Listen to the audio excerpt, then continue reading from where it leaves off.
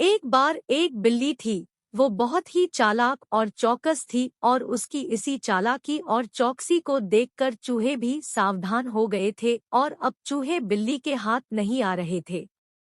एक समय ऐसा आया कि बिल्ली भूख के मारे तड़पने लगी।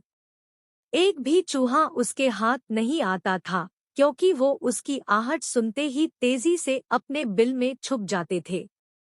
भूख से बचने के लिए बिल्ली योजना बनाने लगी।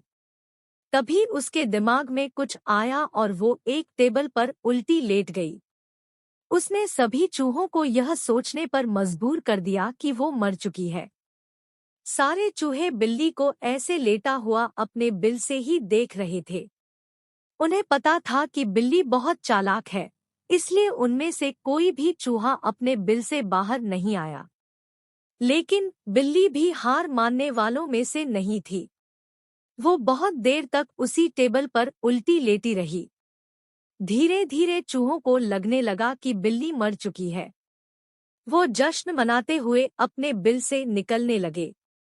चूहे जैसे ही बिल्ली की टेबल के पास पहुंचे, उसने उछलकर दो चूहे पकड़ लिए। इस तरह बिल्ली ने इस बार तो अपने पेट को भर लिया, लेकिन चूहे अब और भी ज्यादा सतर्क हो गए। दो चूहे खाने के बाद बिल्ली दोबारा भूख से तड़पने लगी, क्योंकि चूहे अब बिल्कुल भी लापरवाही नहीं बरतना चाहती थे। इस बार पेट भरने के लिए एक बार फिर बिल्ली को योजना बनानी थी। लेकिन इस बार छोटी योजना काम नहीं आने वाली थी। इसलिए बिल्ली ने अब खुद को पूरे आटे से ढक लिया।